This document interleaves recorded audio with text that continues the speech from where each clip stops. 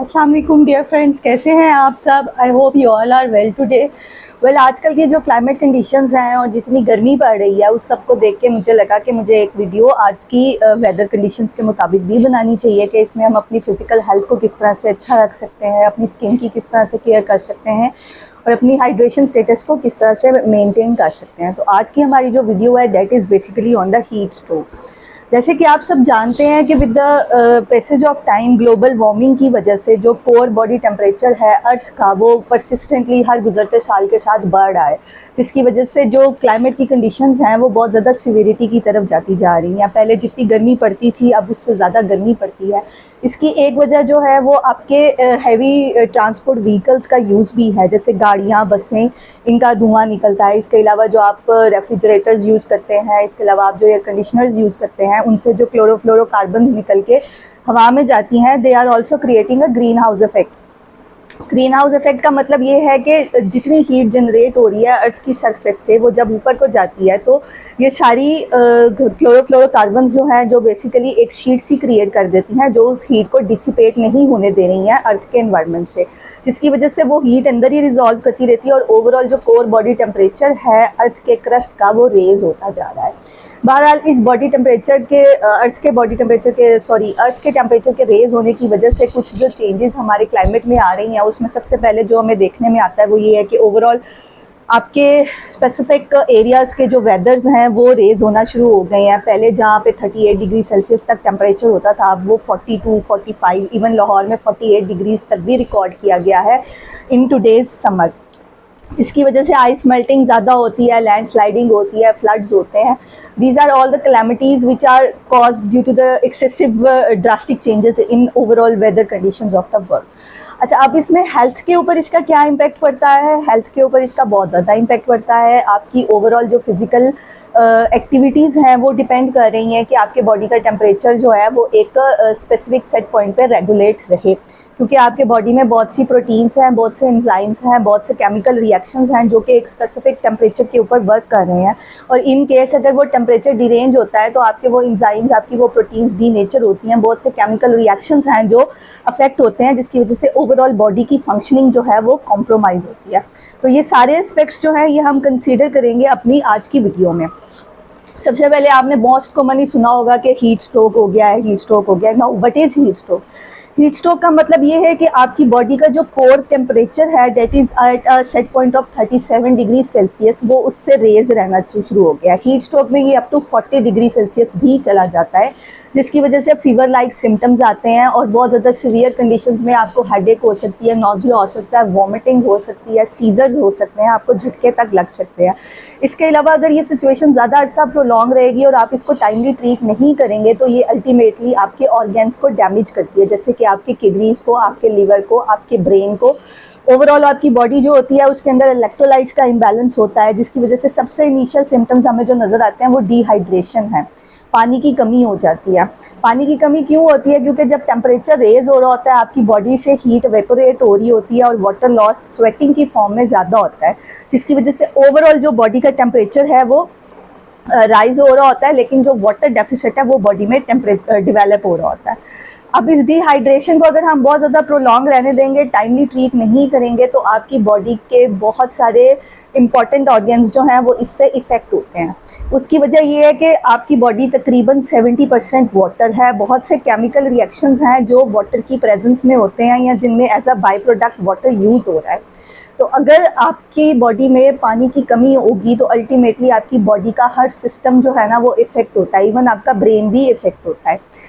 अब अगर किसी को डायग्नोज हुआ है कि उसको हीट स्ट्रोक है तो उसको क्या करना चाहिए। सबसे पहले तो इसकी कॉज क्या है।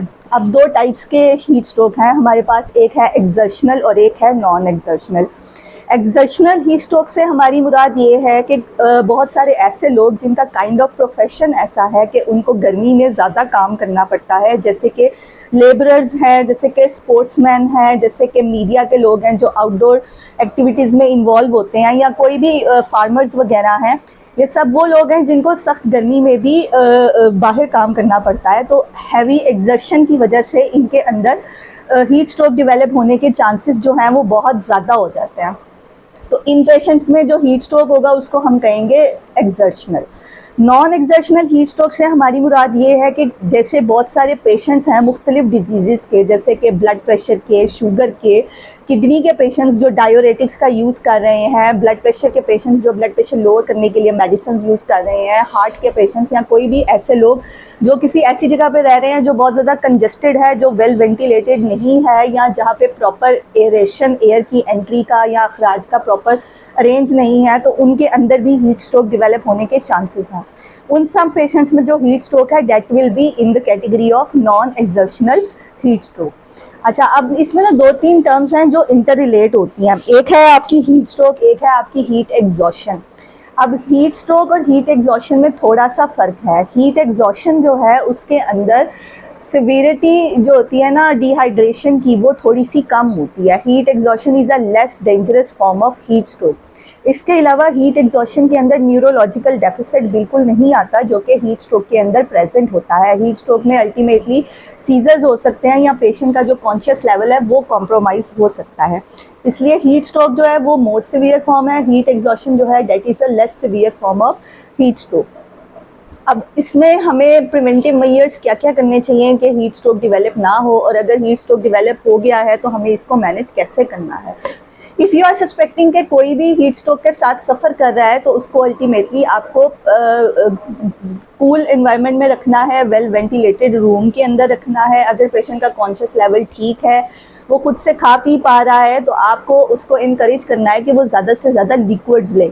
ORS जो है वो इसमें सबसे बेस्ट सब्सटीट्यूट है, क्योंकि ORS से आपके जो इलेक्ट्रोलाइट्स हैं वो बहुत अच्छा कवर होते हैं। नॉर्मल वाटर से आपकी हाइड्रेशन तो इम्प्रूव होती है, लेकिन जो नमकियात हैं जैसे कि सोडियम, पोटाशियम क्लोराइड वगैरह जो स्वेटिंग में लॉस हो रहे होते हैं वो सही से कवर नहीं हो पाते। इसलिए ORS is a better option.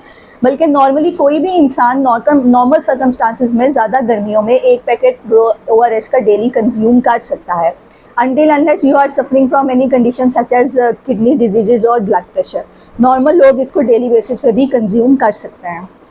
अच्छा, इसके बाद अगर आपको लग रहा है कि पेशेंट का हाइड्रेशन स्टेटस बहुत अच्छा नहीं है या पेशेंट का कॉन्शियस लेवल डिटीरियोरेट हो रहा है, तो फिर घर में रखने की बजाय आपको पेशेंट को फ़ौरन हॉस्पिटल लेके आना है।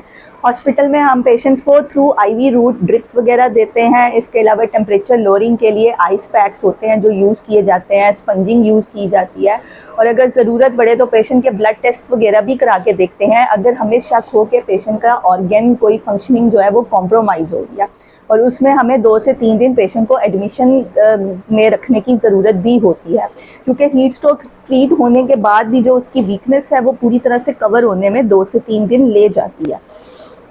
अच्छा, अब इसके बाद एक इम्पॉर्टेंट एस्पेक्ट जो मैं डिस्कस करना चाह रही हूँ वो ये है कि हम किस किस्म की एहतियात कर सकते हैं कि हमें हीट स्ट्रोक से बच सकें और हम हीट स्ट्रोक का शिकार ना हो। सबसे पहले तो वो एज ग्रुप्स जो मोस्ट ससेप्टेबल हैं ऑफ डेवलपिंग हीट स्ट्रोक, हमें उन्हें प्रोटेक्ट करना है, जैसे कि प्रेग्नेंट वुमेन है, जैसे कि छोटे बच्चे हैं, जैसे कि ओल्ड एज पेशेंट्स हैं, जैसे कि डिबिलिटेटेड पेशेंट्स हैं, कोई ऐसे पेशेंट्स हैं जिनमें शुगर, ब्लड प्रेशर, कार्डियक, कोई लिवर का, कोई किडनी का प्रॉब्लम है, तो ये लोग ज़्यादा प्रोन है to develop the heat stroke.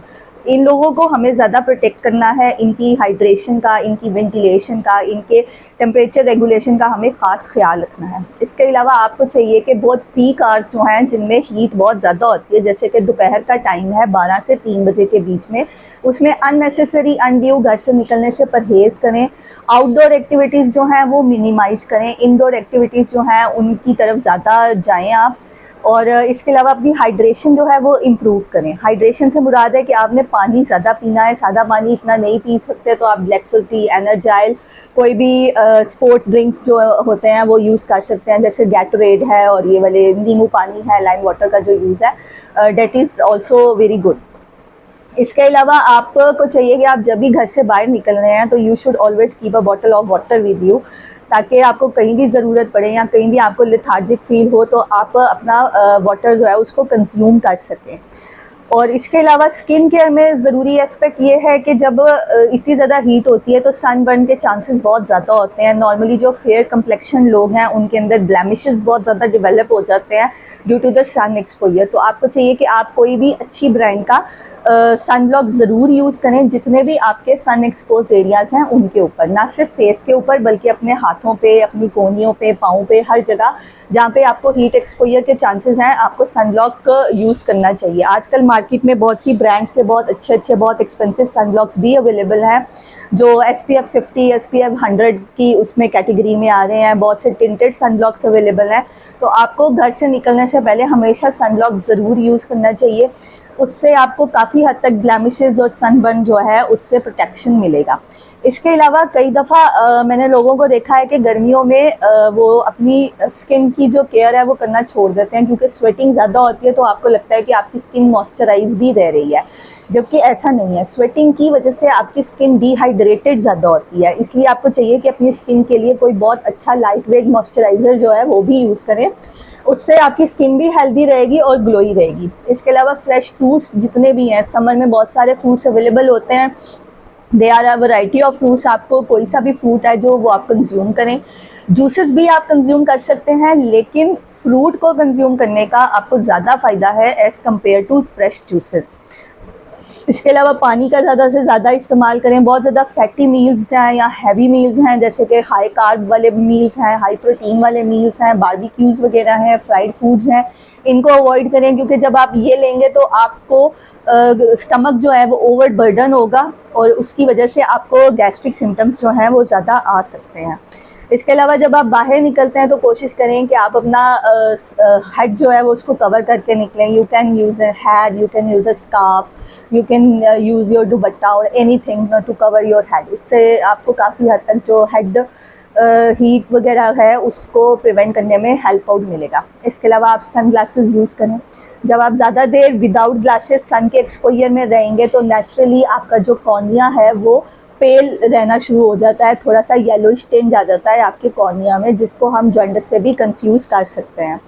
और इसके अलावा सबसे इम्पॉर्टेंट चीज़ ये है कि आप अपना खुद ख्याल रखें, अनड्यू अननेसेसरी बाहर ना निकलें, अपनी हाइड्रेशन का, अपने खाने पीने का ख्याल रखें। And in case of any emergency, if you are suspecting कि आप सिक हो रहे हैं और आपको डॉक्टर की गाइडेंस की ज़रूरत है तो प्लीज़ हॉस्पिटल जाइए। अगर एडमिशन की ज़रूरत है तो एडमिशन कराइए, और अगर 1-2 दिन आपको IV ड्रिप्स के ऊपर रहना भी पड़ता है तो भी अपना प्रॉपर ट्रीटमेंट कराइए। तो आई होप आज की वीडियो आपके लिए हेल्पफुल होगी और आपको आजकल के एक्सट्रीम वेदर कंडीशंस को फेस करने में हेल्प आउट करेगी।